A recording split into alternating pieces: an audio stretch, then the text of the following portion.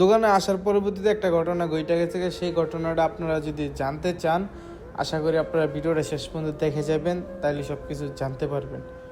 So আমি দোকানে আসলাম, আসার পরে আমি একটু ফ্রেশ হয়ে নিতেছি সব কিছু সম্পূর্ণভাবে, কারণ এক জায়গায় যখন আমরা যাবো আমরা ফিট হইয়া বা সব কিছু রেডি হইয়া তারপরে আমাদের যাইতে হবে। সো যে কোনো জায়গায় আপনি যান একটু পরিষ্কার হইয়া বা সকালবেলা ঘুমে তো উঠলে তো এটা তো বুঝেনি, সব কিছু ওয়াশরুম টাশরুম সব কিছু সেরে নিজের চেহারাটা একটু ফ্রেশ করে তারপরে এক জায়গায় যাওয়ান লাগে। তো আমি রেডি হইতাছি সম্পূর্ণ দাঁত ব্রাশ টাশ কইরা সম্পূর্ণ কিছু গুছাই আইনা তারপরে রেডি হইতাছি। সো মাঝখান দিয়ে একটু মনে হয়েছিল একটু ফেসিয়ালটা করে নিই, একটু ফেসিয়াল করতেছে, যে স্কাপ আছে স্কাপ লয়ে সেরা তবে যেটা আরবিতে বলে সামফারা, বাংলা বলে স্কাপ। তো এটাতে একটু ফেসিয়াল টেসিয়াল করে সেরে একটু আজকে রিল্যাক্স মোড একটু ফ্রেশ হয়ে একটু বাইরে, কারণ আমরা যখন কাজকামে ব্যস্ত থাকি আমাদের কোনো জায়গায় যাওয়া হয় না, তার জন্য আমরা এক জায়গায় যাইতে চাইলে সবসময় একটু চিন্তা ভাবনা করি না, একটু ভালোভাবেই যাই, কারণ সবসময় তার যাওয়া হয় না। সুযোগ পেলে আবার একটু ভিডিও টিডিও করি, কারণ মাঝে মাঝে যখন ব্লগ ভিডিও করি বা প্রতিবাদী ভিডিও করি তখন একটু সুযোগ পেলে একটু ভিডিও করি।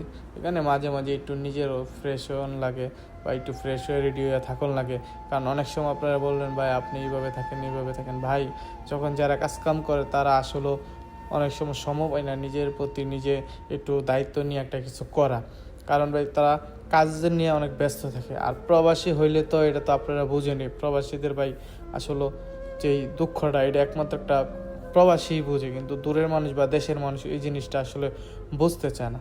তো যারা প্রবাসে থাকে আসলে তারাই বুঝে প্রবাসীর দুঃখটা। প্রবাসে ভাই মনে করেন টাকা পয়সা বা খাবার দাবার যা এটি কোনো সমস্যা নেই, যদি মোটামুটি একটা ভালোভাবে আপনারা থাকতে পারেন, কিন্তু আপনার সমস্যাটা কোন জায়গায় যে একটা দিয়ে একটা কিছু করণ লাগবো, এইটাই বড় সমস্যা।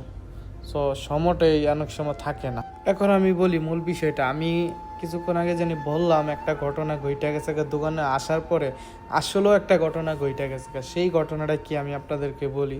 আমরা সকালবেলা প্রস্তুতি হয়েছি, রেডিমেডি হয়েছি, সব কিছু মিলাই জেলা রেডি হওয়ার পরে আমাদের যেই লগের লোক আসলো উনি বলতেছে আর যাওয়া হবে না।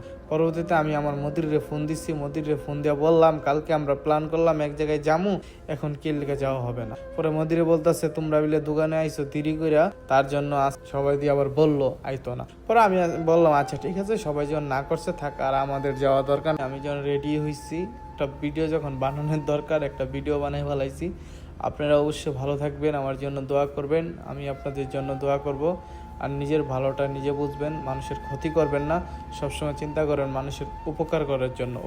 মানুষের উপকার করলে আল্লাহ মানুষের উপকার করে, তার জন্য আমি আপনাদেরকে বলি কারো ক্ষতি করবেন না।